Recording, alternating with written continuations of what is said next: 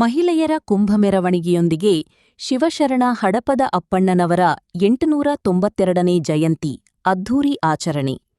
ಹುನಗುಂದ ತಾಲೂಕು ಆಡಳಿತ ಹುನಗುಂದ ಹಾಗೂ ಶ್ರೀ ಶಿವಶರಣ ಹಡಪದ ಅಪ್ಪಣ್ಣ ಸೇವಾ ಅಭಿವೃದ್ಧಿ ಸಂಘದ ತಾಲೂಕು ಮತ್ತು ನಗರ ಘಟಕಗಳ ಸಂಯುಕ್ತ ಆಶ್ರಯದಲ್ಲಿ ಪಟ್ಟಣದ ಬಸವ ಮಂಟಪದಲ್ಲಿ ಮಂಗಳವಾರ ಮಹಿಳೆಯರ ಭವ್ಯ ಕುಂಭಮೆರವಣಿಗೆಯೊಂದಿಗೆ ಶ್ರೀ ಶಿವಶರಣ ಹಡಪದ ಅಪ್ಪಣ್ಣನವರ 892ನೇ ಜಯಂತ್ಯೋತ್ಸವವನ್ನು ವಿಜೃಂಭಣೆಯಿಂದ ಆಚರಿಸಲಾಯಿತು. ಕಾರ್ಯಕ್ರಮವನ್ನು ಉದ್ಘಾಟಿಸಿ ಮಾತನಾಡಿದ ಮಾಜಿ ಶಾಸಕ ದೊಡ್ಡನಗೌಡ ಪಾಟೀಲ್ ಅವರು, ಶಿವಶರಣ ಹಡಪದ ಅಪ್ಪಣ್ಣನವರು ಸಮಾನತೆ, ಸೇವೆ ಹಾಗೂ ಶರಣ ಸಂಸ್ಕೃತಿಯ ಪ್ರತೀಕವಾಗಿದ್ದು, ಅವರ ಆದರ್ಶಗಳನ್ನು ಯುವಪೀಳಿಗೆ ಜೀವನದಲ್ಲಿ ಅಳವಡಿಸಿಕೊಳ್ಳಬೇಕು ಎಂದು ಕರೆ ನೀಡಿದರು. ಸಂಘದ ಮುಖಂಡ ಮಲ್ಲಿಕಾರ್ಜುನ ಹಡಪದ ಅವರು ಪ್ರಾಸ್ತಾವಿಕವಾಗಿ ಮಾತನಾಡಿ, ಹಡಪದ ಅಪ್ಪಣ್ಣನವರ ಜೀವನ ಸಂದೇಶ ಮತ್ತು ಸಮಾಜಕ್ಕೆ ನೀಡಿದ ಕೊಡುಗೆಗಳನ್ನು ಸ್ಮರಿಸಿದರು. ಮುದ್ದೇಬಿಹಾಳದ ಎನ್ಜಿವಿಸಿ ಕಾಲೇಜಿನ ಅಧ್ಯಾಪಕ ಬಸವರಾಜ ಹಡಪದ ಅವರು ವಿಶೇಷ ಉಪನ್ಯಾಸ ನೀಡಿ, ಶಿವಶರಣ ಹಡಪದ ಅಪ್ಪಣ್ಣನವರ ವಚನ ಪರಂಪರೆ, ಸಾಮಾಜಿಕ ಚಿಂತನೆ ಮತ್ತು ಮಾನವೀಯ ಮೌಲ್ಯಗಳ ಕುರಿತು ವಿವರವಾಗಿ ಬೆಳಕು ಚೆಲ್ಲಿದರು. ಹಂಸನೂರಿನ ಶಿವಾನಂದ ಮಠದ ಶ್ರೀ ಅಭಿನವ ಬಸವರಾಜೇಂದ್ರ ಮಹಾಸ್ವಾಮಿಗಳು ಹಾಗೂ ಶ್ರೀ ಗಚ್ಚಿನ ಮಠದ ಅಮರೀಶ್ವರ ದೇವರು ಸಾನ್ನಿಧ್ಯ ವಹಿಸಿ ಆಶೀರ್ವಚನ ನೀಡಿ, ಸಮಾಜದಲ್ಲಿ ಶರಣರ ಆದರ್ಶಗಳು ಸದಾ ಜೀವಂತವಾಗಿರಬೇಕು ಎಂದು ಆಶಿಸಿದರು. ಜಯಂತಿ ಅಂಗವಾಗಿ ನಡೆದ ಮಹಿಳೆಯರ ಕುಂಭಮೆರವಣಿಗೆ ಪಟ್ಟಣದ ಪ್ರಮುಖ ಬೀದಿಗಳಲ್ಲಿ ಸಂಚರಿಸಿ ಧಾರ್ಮಿಕ ಹಾಗೂ ಸಾಂಸ್ಕೃತಿಕ ವಾತಾವರಣವನ್ನು ನಿರ್ಮಿಸಿತು. ಈ ಸಂದರ್ಭದಲ್ಲಿ ಸಮಾಜದ ಮಾಜಿ ಸೈನಿಕರು ಹಾಗೂ ಅಗ್ನಿವೀರರಾಗಿ ಆಯ್ಕೆಯಾದವರು ಮತ್ತು ಗಣ್ಯರಿಗೆ ಸನ್ಮಾನಿಸಲಾಯಿತು. ಕಾರ್ಯಕ್ರಮದಲ್ಲಿ ಶೇಖರಪ್ಪ ಬಾದವಾಡಗಿ, ವೀರೀಶ ಉಂಡೋಡಿ, ದೀಪಾ ಸುಂಕದ, ರಾಜಕುಮಾರ ಬಾದವಾಡಗಿ, ಮಂಜುನಾಥ ಆಲೂರ, ಅಜ್ಜಪ್ಪ ನಾಡಗೌಡ ಇನ್ನೂ ಅನೇಕರು ವೇದಿಕೆ ಮೇಲಿದ್ದರು. ವಿವಿಧ ಗಣ್ಯರು, ಸಂಘದ ಪದಾಧಿಕಾರಿಗಳು, ಸದಸ್ಯರು ಹಾಗೂ ಅಪಾರ ಸಂಖ್ಯೆಯ ಸಮಾಜದ ಮುಖಂಡರು ಮತ್ತು ಸಾರ್ವಜನಿಕರು ಭಾಗವಹಿಸಿದ್ದರು. ಶ್ರೀಮತಿ ಪೂಜಾ ವೈದ್ಯ ಕಾರ್ಯಕ್ರಮ ನಿರೂಪಿಸಿದರೆ, ಮಂಜುನಾಥ ಕಿರಸೂರ ಸ್ವಾಗತಿಸಿದರು. ಡಾಕ್ಟರ್ ಎಚ್ ಡಿ ವೈದ್ಯ ವಂದಿಸಿದರು. ಹೊನ್ನಧ್ವನಿ ಕನ್ನಡ ನ್ಯೂಸ್ ಹುನಗುಂದ. ಕಲ್ಯಾಣದ ಅಂಗಳವನ್ನು ಕಸಗುಡಿಸುವಂತ ಸತ್ಯಕ್ಕನ ಕಸಬರಿಗಿದು ಬಿಜ್ಜಳ ಮಹಾರಾಜನಿಗೆ ವೈಭವ ಪ್ರೇರಿತವಾಗಿ ಬೀಸುವ ಚಾಮರಕ್ಕೂ ಸಮಾನತೆ ಇತ್ತು. ನಾವು ನೆನೆಸಿಕೊಳ್ತಾ ಇದ್ದೇವೆ. 892 ವರ್ಷಗಳು ಗತಿಸಿದವೆ. ಕಾರಣ ಅವರು ಮಾಡಿರುವಂತಹ ಜ್ಞಾನದ ಸಾಧನೆ, ಅವರು ನಮಗೆ ಕೊಟ್ಟಿರುವಂತಹ ಸಮಾಜದ ಪರಿಕಲ್ಪನೆ, ದಾಸೋಹ, ಇವೆಲ್ಲ ಚಿಂತನೆಗಳು ಇವತ್ತು ನಮಗೆ 800 ವರ್ಷಗಳಾದರೂ ಕೂಡ ನಾವು ಸ್ಮರಣೆ ಮಾಡ್ಕೊಳ್ತಾ ಇದ್ದೀವಿ ಅಂತಂದ್ರೆ ಅದಕ್ಕೆ ಮುಖ್ಯ ಕಾರಣ ಹಡಪದ ಅಪ್ಪಣ್ಣನವರು. ಎಲ್ಲದಕ್ಕೂ ಮುನ್ನೋಟವನ್ನ, ನಾಯಕತ್ವವನ್ನ ತೆಗೆದುಕೊಂಡವರು ಬಸವಣ್ಣನವರು.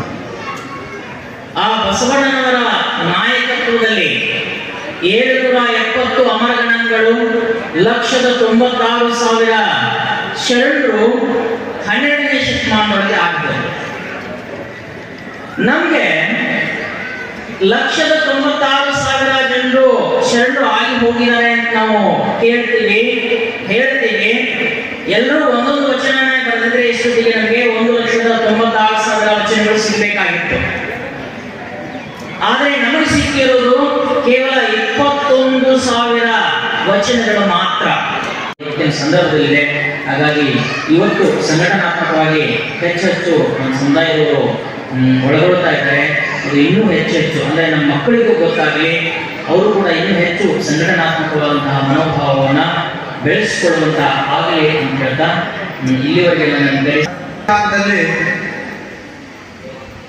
ಬಸವಣ್ಣನವರು ಸಮಾಜ ನಿರ್ಮಾಣ ಮಾಡಬೇಕು, ಈ ನಾಡಿನಲ್ಲಿ ಜಾತ್ಯತೀತವಾದಂಥ ಒಂದು ಸಮಾಜ ನಿರ್ಮಾಣ ಆಗಬೇಕು ಅನ್ನೋ ಉದ್ದೇಶದಿಂದಲೇ ಕಾಯಕ ಹಾಗೂ ದಾಸೋಹದ ಮುಖಾಂತರ ತಮ್ಮ ಅನುಭವ ಮಂಟಪದಲ್ಲಿ ಅನೇಕ ಜನ ಶಿವಶರಣ ಹಡಪದ ಅಪ್ಪಣ್ಣನವರ ಆದಿಯಾಗಿ ತನ್ನ ಒಂದು ಅನುಭವ ಮಂಟಪದಲ್ಲಿ ಕಾರ್ಯನಿರ್ವಹಿಸತಕ್ಕಂಥ ಸಂದರ್ಭದಲ್ಲಿ ವಿಶೇಷವಾಗಿ ಶಿವಶರಣ ಹಡಪದ ಅಪ್ಪಣ್ಣನವರ ಬಗ್ಗೆ ಅಪಾರವಾದ ಪ್ರೀತಿ ಮತ್ತು ವಿಶ್ವಾಸ ಗೌರವ ಕೂಡ ಇದ್ದಿರ್ತಕ್ಕಂಥ. ಆದ್ದರಿಂದಲೇ ಅವರಿಗೆ ನಿಜಸುಖಿ ಹಡಪದ ಅಪ್ಪಣ್ಣವರಂತೂ ಕೂಡ ನಾವು ಕರಿತೀವಿ. ಇವತ್ತು ಅವರ ಜಯಂತಿಯನ್ನು ಆಚರಣೆ ಮಾಡ್ತೀವಿ. ಜಯಂತಿ ವರ್ಷದಲ್ಲಿ ಪ್ರತಿ ವರ್ಷಕ್ಕೂ ಈ ವರ್ಷ ಕೂಡ ಆಚರಣೆ ಮಾಡ್ತೀನಿ. ನನ್ನ ಒಂದು ಸಹಮತ ಇದೆ.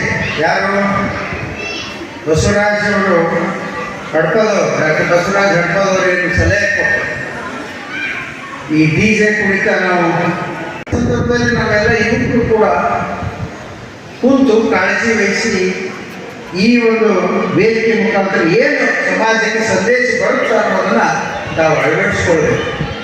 ಯಾವತ್ತೂ ಕೂಡ ಶರಣರು ಯಾವ ರೀತಿ ನಡೆದ್ರು ಅವ್ರನ್ನ ಯಾಕೆ ನೆನೆಸೋದು ನಾವು? ಈಗಾಗಲೇ ಹೇಳಿದಾಗ ಬಸವಣ್ಣನವರು ಸಮಕಾಲೀನವರು ಇದ್ದರು, ನಮ್ಮವರು ಅನ್ನೋ ಒಂದು ಅಭಿಮಾನದಿಂದ ಇವತ್ತು ಈ ಕಾರ್ಯಕ್ರಮಗಳನ್ನು ಮಾಡ್ತಾರೆ. ಎಲ್ಲರೂ ವಿವಿಧ ಸಮಾಜದ ಎಲ್ಲ ಶರಣರಿದ್ದಾರೆ.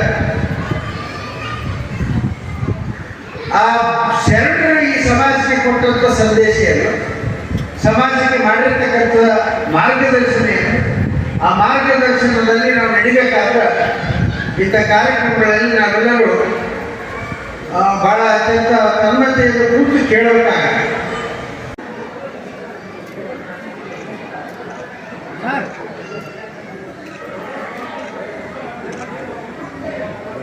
ಒಂಬೈನೂರು ವರ್ಷಗಳಿಂದ ಹಿಡಿದು ಇಲ್ಲಿ ತನಕ ಜೀವಂತವಾಗಿ ಈ ಒಂದು ಸಮಾಜ ಇನ್ನೂ ಸಹಿತ ಹಡಪದ ಅಪ್ಪಣ್ಣನವರ ಒಂದು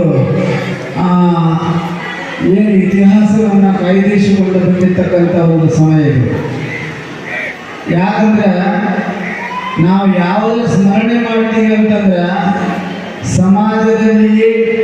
ಸಮಾಜವನ್ನು ಸುಧಾರಿಸಬೇಕು ಅಂತ ತಿಳ್ಕೊಂಡು ನಾವೆಲ್ಲರೂ ಪ್ರಯತ್ನ ಮಾಡ್ತೀವಿ. ಸಮಾಜದ ಸುಧಾರಣೆ ಬರೀ ಯಾವುದೇ ರಾಜಕೀಯದ ಪ್ರಭಾವದಿಂದ ಅಥವಾ ಹಿರಿತನದ ಪ್ರಭಾವದಿಂದ ಬರುವಂಥದ್ದಲ್ಲದು.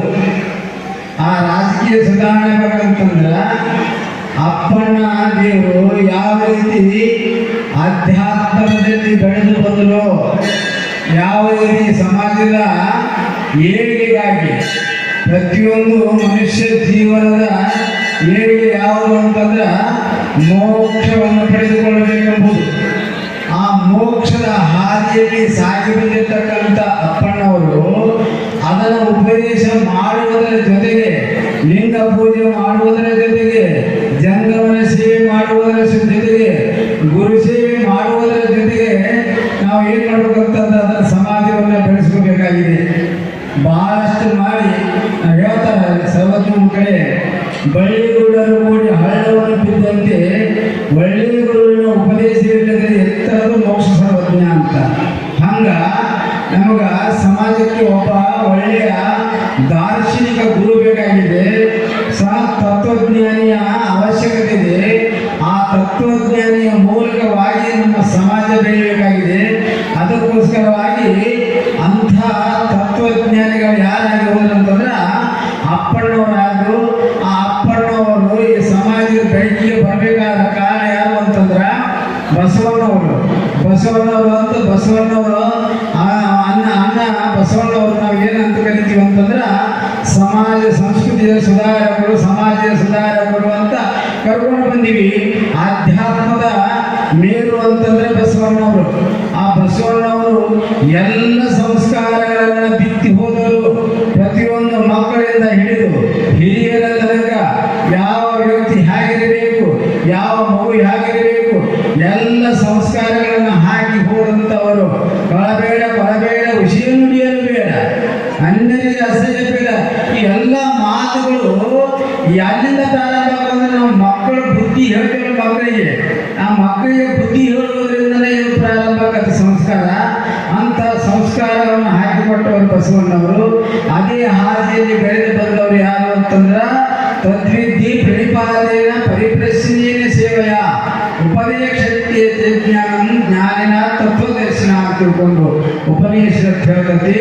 ಅದಕ್ಕೆ ಆ ಜ್ಞಾನವನ್ನ, ಆಧ್ಯಾತ್ಮದ ಮೇಲು ಜ್ಞಾನವನ್ನು ಪಡ್ಕೋಬೇಕಾದ್ರೆ ನಮಗೆ ಬಹಳ ಗುರುಗಳ ಸೇವೆ ಬಹಳ ಮುಖ್ಯ ಐತಿ.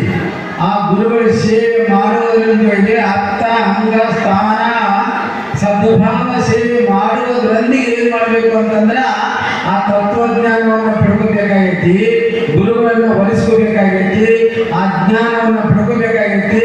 ಆ ಜ್ಞಾನದಿಂದಲೇ ನಮ್ಗೆ ಏನಾಗ್ತೈತಿ ಅಂದ್ರೆ ಪರಮಗತಿ ಪ್ರಾಪ್ತಿ ಆಗೋದೈತಿ. ಆ ಪರಮಗತಿ ಪ್ರಾಪ್ತಿಯನ್ನು ಯಾರು ಮಾಡಿಕೊಟ್ಟಾರ ನಮ್ಗ, ಆ ದಾರಿಯನ್ನು ಯಾರು ತೋರಿಸ್ಕೊಟ್ಟಾರ ಅಂದ್ರೆ ಹಣಪದ ಅಪ್ಪಣ್ಣವರು. ಅದು ಸಿದ್ದಪ್ಪ ಕಿರ್ಸು